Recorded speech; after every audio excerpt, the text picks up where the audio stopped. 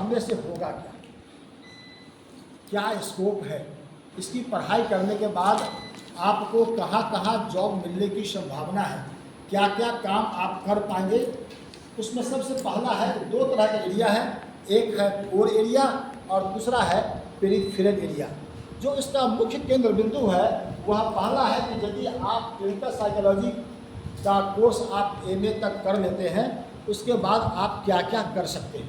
तो कहते हैं कि आप डिफरेंट टाइप का जो डिजॉर्डर्स है या जो मेंटल हेल्थ का जो प्रॉब्लम है उस प्रॉब्लम का आप डिफरेंट टेक्निक से असेसमेंट कर सकते हैं। आपको डिफरेंट टाइप के थेरापी सिखाया जाएगा जिस थेरापी के माध्यम से ट्रीटमेंट हो सकता है मनोवैज्ञानिक रोगों का।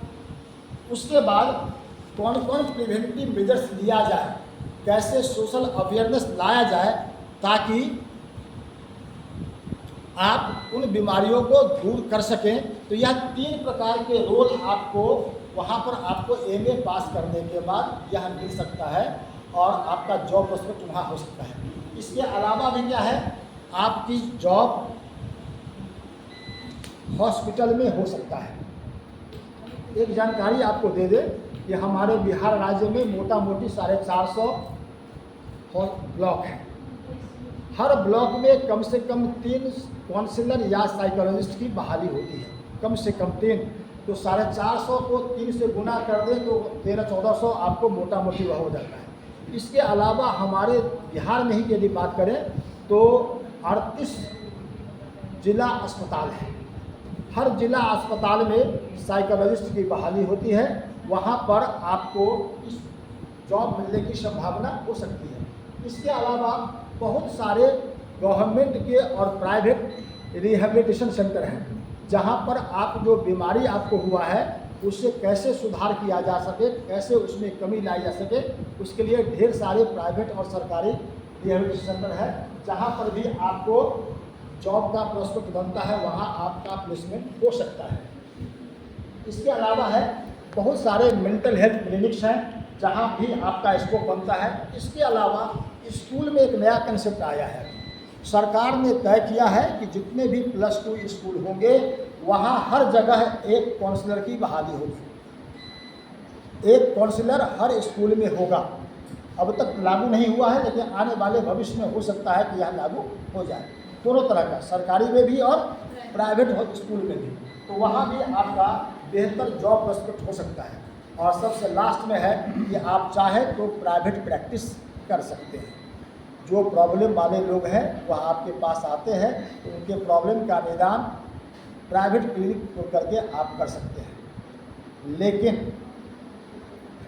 केवल यह बोल देने से नहीं होगा, केवल एमए की पढ़ाई कर लेने से नहीं होगा, लेकिन रास्ता यही है। जब तक इस रास्ते को आप नहीं अपनाएंगे तो अगला स्टेप में आप नहीं पाएंगे। तो अब सवाल उठता है कि आपको क्या क्या एजुकेशनल रिक्वायरमेंट चाहिए इन सारे जॉब में जाने के लिए। जॉब की संख्या कम है, बच्चों की संख्या ज़्यादा है, तब उस कंडीशन में क्या होगा, स्क्रीनिंग की बात आती है। स्क्रीनिंग करने के बाद जो बेस्ट परफॉर्मर होगा उसी का प्लेसमेंट होगा। तो बेस्ट परफॉर्मर कैसे होंगे, जब आपका प्रोफाइल काफ़ी इनरिच होगा। तो प्रोफाइल इनरिच करने के लिए पहला कंडीशन है कि आप एमए करें क्लिनिकल साइकोलॉजी में। 2 तरह का कोर्स अपने यहाँ एमए साइकोलॉजी की पढ़ाई होती है। कुछ यूनिवर्सिटी ऐसा है जहाँ एमए केवल क्लिनिकल साइकोलॉजी में किया जाता है।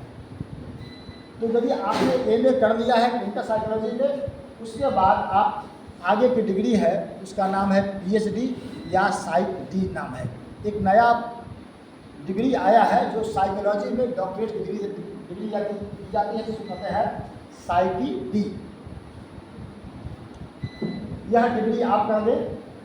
इसके साथ क्या है, इस डिग्री कर लेने में क्या है कि आपको वहाँ पर प्रॉपर ट्रेनिंग दी जाती है कि कैसे मानसिक रोगियों का असेसमेंट किया जाता है, कैसे हम उसका डायग्नोसिस करेंगे, डायग्नोसिस करने के बाद कौन सा साइकोलॉजिकल थेरापी उस बीमारी के इलाज के लिए उपयुक्त है, इसकी जानकारी आपको वहाँ पर मिलेगी।